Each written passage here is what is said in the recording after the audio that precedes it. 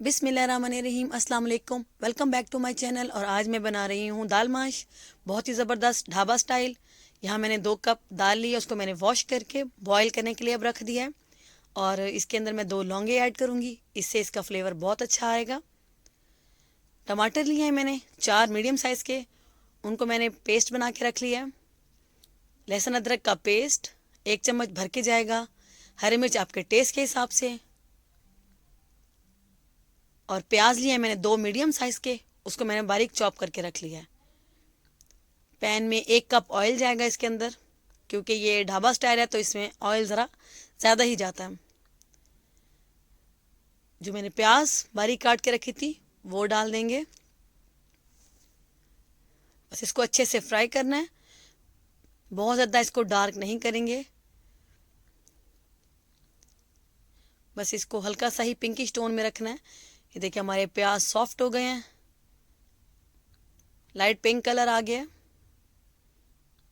अब इस टाइम पर जो लहसुन अदरक का पेस्ट रखा था वो डाल देना है और इसको अच्छे से भून लेना है, ताकि लहसुन का जो कच्चापन है वो ख़त्म हो जाए और इसकी अच्छी सी खुशबू आ जाए। जो टमाटरों का पेस्ट मैंने बना के रखा है अब मैं वो इसमें ऐड कर रही हूँ, वो चला जाएगा इसके अंदर।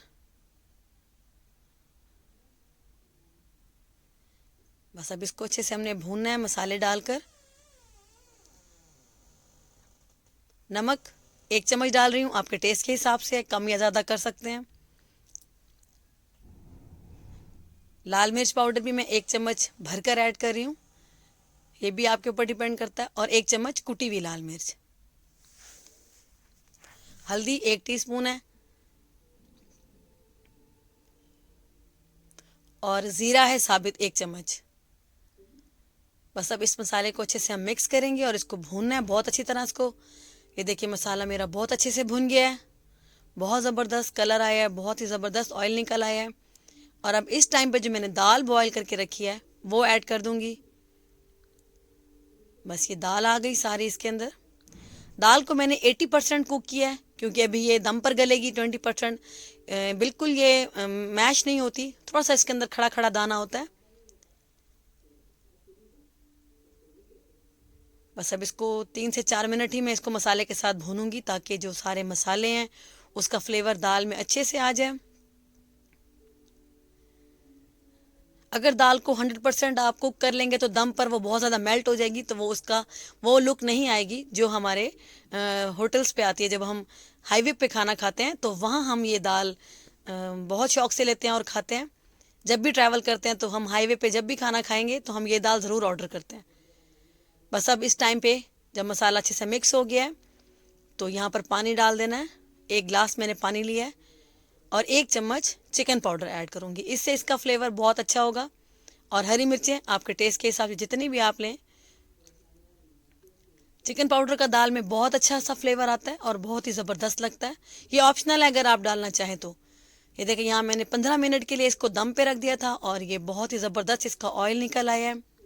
सारे मसाले दाल के साथ मिक्स हो गए हैं। इस टाइम पे आप चेक कर लें कि दाल आपकी फुली कुक हुई है कि नहीं।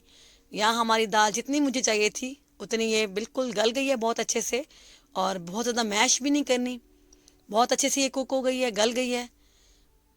बस अब इस टाइम पर 1 चम्मच बड़े वाला भर के गरम मसाले का जाएगा और हरा धनिया के साथ इसको गार्निश करेंगे। बस हमारी दाल माश तकरीबन डन है।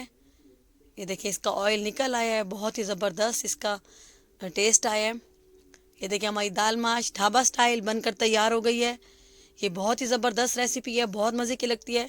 आप जब भी ट्रैवल करते होंगे आपको पता होगा ट्रक होटल्स पर और हाईवे पर ये दाल बहुत फेमस है। हमेशा जब भी आप बीफ या मटन ऑर्डर करते हैं तो साथ वो दाल आपको ज़रूर देते हैं। तो ये हम सबकी फेवरेट दाल है। आई होप आपको मेरी रेसिपी अच्छी लगी होगी। अगर आपको मेरी ये रेसिपी अच्छी लगे तो प्लीज़ मुझे लाइक करें, कमेंट करें, शेयर करें और मेरे चैनल को सब्सक्राइब कर दें। बहुत शुक्रिया।